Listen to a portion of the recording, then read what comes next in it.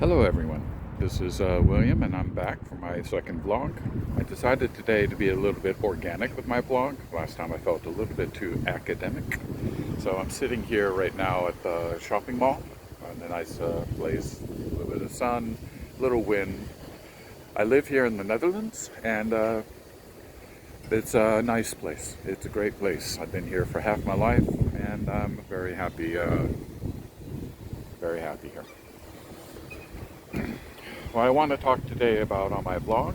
I want to give you an update on my writing, and then I'm going to talk a little bit about the world that I'm building for the first book, and then a little bit of an idea of how books will transgress from there.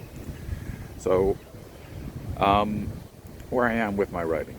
I have completed the first draft. It's an amazing journey to have gone from beginning to end in the process. But all I've really written was a few descriptions, a lot of dialogue, and a lot of action. Now I need to give it some meat. I need to give it some art, some flavor and focus. I want to make it very much, I'm telling you a story about everything. So I've rewritten chapters 1 through 6. I'm about to start but I think it's the most difficult part for the book to write. But I think it's also the most interesting, and that is the revolt, which is what the whole book is named after.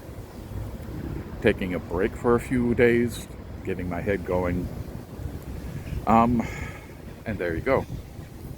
As you watch this video, I would love to get your interactions, so if you have any ideas or any comments on how I'm building vlogs, things you'd like me to talk about, I'm trying my best to give you some tidbits of information to understand my writing journey, also a little bit about the story, but without spoiling it. When you read it, I want to surprise you. So, Prime. My first book exists on Prime, and Prime is Earth, 2386. And, well, I wasn't very nice with the Earth. The Earth itself didn't do a very good job. It destroyed its climate environment, causing the seas to rise. The taking of the coastlines caused some nations to fall, other nations to start taking advantage of it, and war started. And a long, bloody war that destroyed all the nations of the world and reduced people down to tribes of survivors. Then, the event happened. The Titan comet came into the solar system. This comet was half the size of the moon, made of ice. Unrealistic. There's absolutely no way this could ever happen in real astrophysics. Yet here we are, we have it. Of course, as you come through our solar system, there's a few things in the way, and so the comet was saturated into smaller comets thanks to Saturn and Jupiter. Eventually it went its way around the sun where it was broken down into billions and billions of smaller comets. And yet, it still found the Earth. This comet rain struck the Earth with all these micro comets, and it decimated what was left.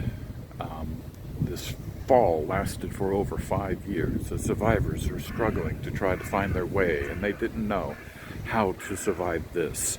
Going underground into flooded caves, going into space, they'd be hit by comets. They were facing extinction. And then something happened. They found their salvation. They found the tower. Deep underwater, they found the tower. The tower gave them nectar.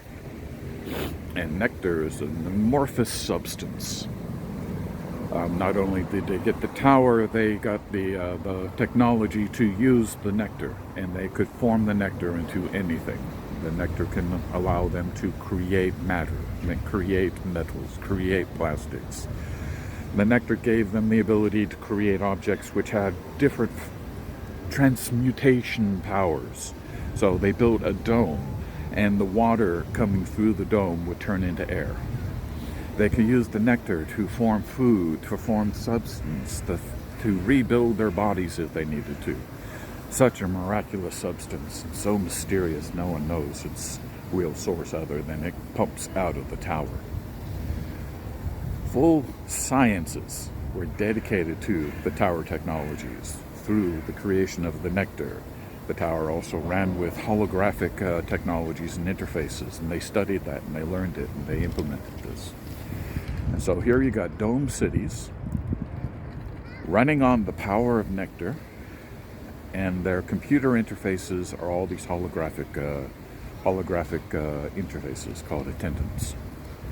If you open the book, you're going to meet your very first attendant, because schools of this day, students each have their very own teacher, an attendant, even though they're in the classroom and they all have their own desks.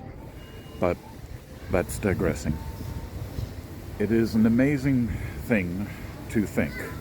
Now, of course, the question comes, yeah, we raised the water. How much did you raise the water? Well, the comet fall for 5 years gave enough water additionally on top of the Earth that the entire water plane raised 1.5 miles.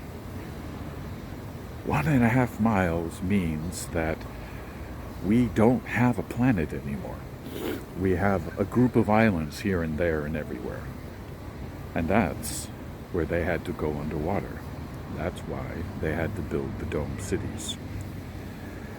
And in my world, when they built these dome cities and they started the 100 years of building up humanity again, using this technology, they couldn't go to the surface. They couldn't find these islands and put little towns on them either, because the atmosphere was unstable. And a Category 9 worldwide hurricane existed. Imagine, if you will, putting the planet Earth inside Jupiter's storms. Never stopping, forever existing. Our atmosphere is destroyed, existing in storms. You can't live up there. You can't go through it. The lightning strikes everything that falls from the sky, or everything that goes up from the ocean. So they were trapped underwater with nectar in these dome cities. And that's where our story happens.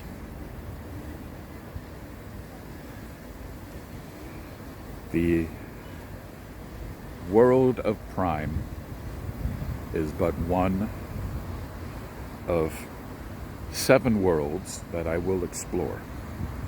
And each and every one will have its own unique journey, its own unique properties, its forces of nature, its point in time. And they will all deal with the fight against life and dark. Yes, not light and dark, life and dark. Before another vlog. As I'm rewriting, I'm building up more what's in the oceans, what's in the cities, giving the characters, Everett, Rick, Albert, their journeys and their discoveries into this conflict that has fallen back onto the Earth, and back onto Prime. And that's what we will see. Thank you for following this vlog, and let me know how you like this format. I'll put a couple of pictures here at the end. Thank you.